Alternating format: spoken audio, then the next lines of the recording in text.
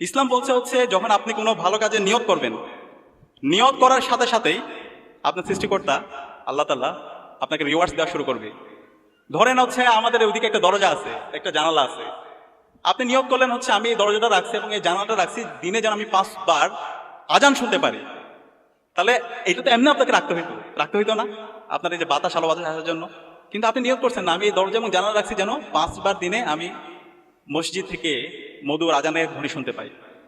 তো এই দরজা এবং জানালা যতদিন থাকবে, যতদিন মসজিদে আজান হবে, ততদিন আপনি সওয়াব পাতি থাকবে। সুবহানাল্লাহ। এই কারণে আমরা নিয়ত করবো, আমাদের নিয়তগুলো যেন অনেক বড় হয়। আপনি যখন নিয়ত করবেন, নিয়ত করার পর থেকে আপনার রিওয়ার্ডস, আপনার সওয়াব আপনি পাইতে থাকবেন ইনশাআল্লাহ। ঠিক আছে? এই কারণে আমাদের এই নিয়তে পরিশুদ্ধ থাকা দরকার। প্রিয় শিক্ষার্থী ভাই এবং বোনেরা, পৃথিবীতে কয়েকজন মানুষ আছে যারা পুরো পৃথিবীকে নতুনভাবে আলোড়িত করেছিল। এর মধ্যে একজন হচ্ছে তুরস্কের নাজিমুদ্দিন এরবাকান। আপনারা কি ওনার নাম শুনেছেন? মানে একজন মানুষ চাইলে যে একটা নেশনকে অনেক উঁচুতে নিয়ে যেতে পারে, এরকম কয়েকজন মানুষের এক্সাম্পল আমি আপনাদেরকে দেব। এর মধ্যে একজন হচ্ছে নাজিমুদ্দিন এরবাকান, তুরস্কের। এই নাজিমুদ্দিন এরবাকান তিনি তুরস্কের মেকানিক্যাল ইঞ্জিনিয়ারিং এ একটা ইউনিভার্সিটিতে পড়াশোনা করেছে, মিডল ইস্ট টেকনোলজিক্যাল ইউনিভার্সিটিতে। এবং ওখানে পড়াশোনা করার পরে তিনি তার সায়েন্স টেকনোলজিতে তিনি এত বেশি এক্সপার্ট হয়েছিল, পরবর্তীতে তিনি এমন কিছু আবিষ্কার নিয়ে এসেছিল, এমন কিছু ইঞ্জিনের আবিষ্কার করেছিল 1950-55 সালের দিকে, যার মাধ্যমে পুরো পৃথিবী আলোড়িত হয়েছিল। পুরো পৃথিবী তুরস্কের এই ইনোভেশন দেখে তারা অবাক হয়ে গিয়েছিল। এবং তুরস্কের রাষ্ট্রে এই নাজিমুদ্দিন এরবাকানের উপর ভিত্তি করে পরবর্তীতে আজকের যে তুরস্ক, আজকের যে এরদোয়ানকে দেখতে পান, আজকে যে তুরস্কের যে সায়েন্স টেকনোলজিতে ডেভেলপ করা, আজকে যে তুরস্কের ইকোনমিতে ডেভেলপ করা এবং তুরস্কে মুসলিম বিশ্বগুলোতে নেতৃত্ব দেওয়া, এই সব কিছু নাজিমুদ্দিন এরবাকানের হাত ধরে তৈরি হয়েছে। তো এই কারণে আমাদের এই বাংলাদেশটাকে যদি আমরা উচ্চ আসনে নিয়ে যেতে চাই, তাহলে আমাদের এরকম নাজিমুদ্দিন এরবাকানদের মতো আমাদের এরকম বিজ্ঞানীদের দরকার। বিংশ শতাব্দীতে একজন মানুষ পুরো দুনিয়া আলোচিত করেছিল। এর মধ্যে ওনার নাম হচ্ছে একজন ইমাম হাসানুল বান্না। ইমাম হাসানুল বান্না মাত্র 22 বছর বয়সে ইখওয়ানুল মুসলিমিন নামে একটা প্ল্যাটফর্ম করেছিল। এবং এই প্ল্যাটফর্মের মাধ্যমে পুরো পৃথিবী, পুরো মুসলিম বিশ্ব, মিডল ইস্ট, আফ্রিকা অনেক বেশি আলোড়িত হয়েছিল। তো সে কারণে এই ইমাম হাসানুল বান্না, সাইয়েদ কুতুব, নাজিমুদ্দিন এরবাকান, বদিউজ্জামান সাইয়েদ নুরসি, এই ধরনের সাহিত্যিক, বুদ্ধিজীবী, বিজ্ঞানী, আমরা যারা এখানে কৃতি শিক্ষার্থী আছি, আমাদের মধ্যে থেকে হইতে হবে। আমরা যদি এরকম হইতে পারি, তাহলে আমাদের যে আকাঙ্ক্ষা, আমাদের যে স্বপ্নের বাংলাদেশ, সেই স্বপ্নের বাংলাদেশ বিনির্মাণ করা সম্ভব। আমি আপনাদেরকে কয়েকটা অনুরোধ করবো, আমরা যারা কৃতি শিক্ষার্থীরা আছি, আমরা যদি সফল হতে চাই, আমাদের কয়েকটি বিষয় সবসময় মাথায় রাখতে হবে। আমাদের মন থেকে বিশ্বাস করতে হবে যে আমরা পারবো। Be positive. মন থেকে বিশ্বাস করতে হবে যে আমি পারবো। এখানে আপনারা যারা আছেন, আজকে যারা এসএসসি দাখিল পরীক্ষায় আপনারা ভালো রেজাল্ট করেছেন, A+ পেয়েছেন, সামনে আপনাদের অনেক লম্বা জার্নি, সামনে আপনাদের ইন্টারমিডিয়েট পরীক্ষা, এরপর হচ্ছে বিশ্ববিদ্যালয় ভর্তি যুদ্ধ, তারপর চাকরি। কিন্তু বিশ্বাস করতে হবে যে এখানে আপনারা যারা আছেন, এখানকার আপনারাই আগামীতে ঢাকা বিশ্ববিদ্যালয়, বুয়েট, মেডিকেল সহ বাংলাদেশের বড় বড় যে প্রতিষ্ঠানগুলো আছে, সেই প্রতিষ্ঠানগুলোতে ভালো একটা সাবজেক্টে আপনি ভর্তি হবেন। এখানে মন থেকে বলছে কে একটু হাত তুলতে দেখি, যে বুয়েটে এই যে ভয় পাচ্ছে, আপনারা যদি এখন থেকে ভয় পান, আপনারা এই গোল্ডেন A+ পেয়েছেন, A+ পেয়েছেন, আপনারা যদি ভয় পান তাহলে কেমন হবে? এটা 2 হাত একসাথে তোলেন। মন থেকে যদি বলে আপনাদের প্রত্যেকের পক্ষে বাংলাদেশের বড় বড় প্রতিষ্ঠানগুলোতে পাওয়া সম্ভব ইনশাআল্লাহ। আল্লাহ তাআলা এই হাতগুলোকে কবুল করে নিক, আল্লাহুম্মা আমিন। 2 নাম্বার হচ্ছে এই যে সফল হওয়ার জন্য আমাদেরকে অনেক বেশি গ্রেটফুল হতে হবে, যেটা আমাদের বক্তারা অনেক বেশি বলেছেন। বি গ্রেটফুল টু অলমাইটি সুবহানাহু ওয়া তাআলা। আমাদের সৃষ্টিকর্তার প্রতি অনেক বেশি কৃতজ্ঞ হতে হবে। আমরা যদি মুসলমান হই, আমাদের আল্লাহর প্রতি অনেক বেশি কৃতজ্ঞ হইতে হবে। আল্লাহর কাছে আমাদেরকে বলতে হবে, 5 ওয়াক্ত নামাজ আমাদের কাছে বলতে হবে, এবং যদি পারি মাঝে মধ্যে একটু নফল ইবাদত করা, সেই সাথে কিয়ামুল লাইল করা, তাহাজ্জুদ নামাজে গিয়ে আল্লাহর কাছে বলা। আল্লাহ তাআলা কোরআনের মধ্যে বলেছেন, ইয়া আইয়ুহাল্লাযীনা আমানু ইসতাঈনু বিস-সাবরি ওয়াস-সালাত ইন্নাল্লাহা মা'আস-সাবিরিন। আল্লাহ তাআলা বলছেন, হে বিশ্বাসীরা, তোমরা সালাত এবং সবরের মাধ্যমে আমার কাছে সাহায্য প্রার্থনা করো, নিশ্চয়ই আল্লাহ তাআলা ধৈর্যশীলদের সাথেই আছেন। এবং সবসময় দোয়া এবং জিকিরের মধ্যে থাকা। আল্লাহর কাছে চাইলে আল্লাহ তাআলা এত বেশি দিবেন, আপনি চিন্তাও করতে পারবেন না। এর পাশাপাশি আমাদের গ্রেটফুল হইতে হবে আমাদের পিতা মাতার প্রতি। আমাদের আব্বা আম্মার মন থেকে দোয়া এমন কাজ করতে হবে, আমাদের আব্বা আম্মা উফ বলে এই ধরনের কোনো কাজ করা যাবে না।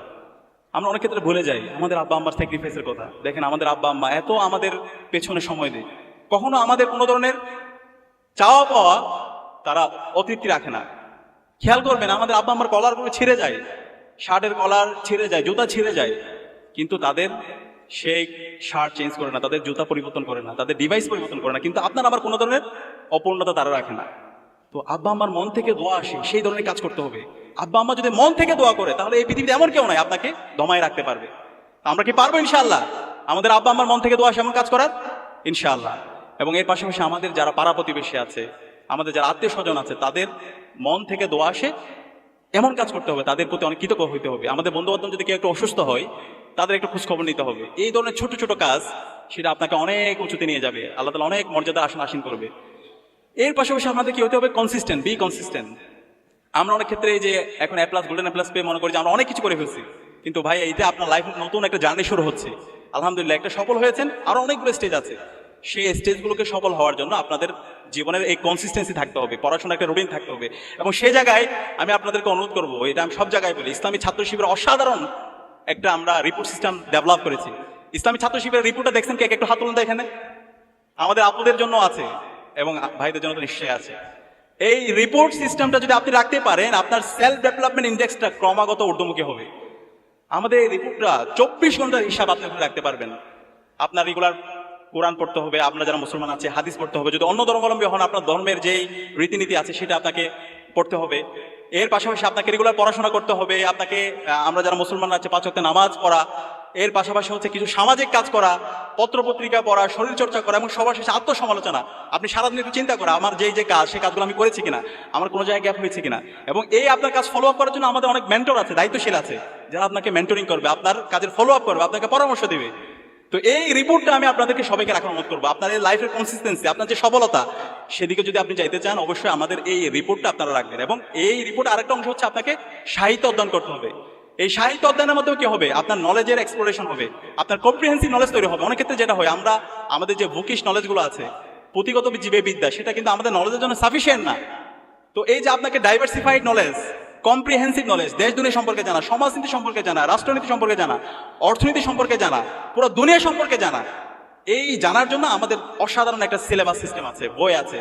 তো সেগুলো যদি আপনি অধ্যয়ন করেন, তাহলে আপনি দেখবেন আপনার একটা ডাইভার্সিফাইড, আপনার একটা হোলিস্টিক নলেজ আপনার মধ্যে তৈরি হবে। তো আমি আপনাদেরকে আপনার কনসিস্টেন্সি, আপনার সফলতার জন্য আমাদের যে অসাধারণ রিপোর্ট, এবং এই রিপোর্টটা আপনাদেরকে সংগ্রহ করার অনুরোধ করবো, এবং আমাদের মেন্টর যারা আছে, দায়িত্বশীল যারা আছে, তাদের সাথে আপনাদেরকে কানেক্ট হওয়ার চেষ্টা অনুরোধ করবো। চতুর্থত যে বিষয়টা বলবো, বি হাম্বল। সফলতার জন্য সবচেয়ে গুরুত্বপূর্ণ যেটা, বিনয়ী হইতে হবে। অনেক ক্ষেত্রে যেটা হয়, আমরা যারা একটি সম্ভ্রান্ত পরিবার থেকে আসছি, আমরা যারা ঢাকায় পড়াশোনা করতেছি, ভালো কলেজে চান্স পাবো, সামনে ভালো রেজাল্ট করেছি, অহংকার চলে আসে। বিশ্বাস করেন, এই অহংকার আপনার পতনের কারণ হবে। অহংকারী হওয়া যাবে না। আপনি যত উপরে যাবেন, তত আপনি বিনয়ী হবেন। এই বিনয়টা আপনাকে অনেক উঁচুতে নিয়ে যাবে। আমরা পৃথিবীতে যত সফল মানুষদেরকে দেখতে পাই, যত এক্সপার্ট লোকদেরকে পাই, তারা অনেক বেশি বিনয়ী। সে কারণে বিনয়ী হইতে হবে, কোনোভাবে অহংকার, উদ্যমী আচরণ করা যাবে না। সর্বশেষ যে বিষয়টা বলবো, B optimistic, never be pessimistic. অনেক বেশি আশাবাদী হইতে হবে, হতাশাবাদী হলে চলবে না। স্বপ্ন দেখতে হবে, স্বপ্ন দেখতে হবে ইমাম গাজ্জালির মতো একজন সুফি হওয়ার জন্য, একজন ইতিহাসবিদ হওয়ার জন্য। স্বপ্ন দেখতে হবে ইবনে সিনার মতো একজন ডাক্তার হওয়ার জন্য। স্বপ্ন দেখতে হবে সৈয়দ আবুল আলা মদুদির মতো একজন তাত্ত্বিক হওয়ার জন্য। স্বপ্ন দেখতে হবে শহীদ আব্দুল মালেকের মতো একজন ছাত্রনেতা হওয়ার জন্য। এই ধরনের যদি আমরা স্বপ্ন দেখতে পারি, তাহলে দেখবেন যে আল্লাহ তাআলা আপনাদেরকে অনেক উঁচুতে নিয়ে যাবে ইনশাআল্লাহ। তো আপনাদের সবার জন্য অনেক অনেক দোয়া করছি। আপনারা যে নতুন জার্নি শুরু করছেন, সেই জার্নিতে আল্লাহ তাআলা আপনাদের যোগ্যতা, আপনাদের প্রজ্ঞা আরো বাড়িয়ে দিক, আপনাদেরকে নিরাপত্তার চাদর আবৃত করে রাখুক। এবং আমরা যারা আছি, আমরা সবাই মিলে যেন আগামীর বাংলাদেশ বিনির্মাণ করতে পারি। জুলাইয়ের যে শহীদদের আকাঙ্ক্ষা, সেই আকাঙ্ক্ষার আলোকে বৈষম্যহীন ইনসাফভিত্তিক বাংলাদেশ বিনির্মাণ করতে পারি। এবং আমরা সকলে যেন আমাদের আব্বা আম্মার চক্ষু শীতলকারী সন্তান হতে পারি। আল্লাহ পাক সুবহানাহু ওয়া তাআলা আমাদেরকে সেই তৌফিক দান করুক। আসসালামু আলাইকুম ওয়া রাহমাতুল্লাহি ওয়া বারাকাতুহু।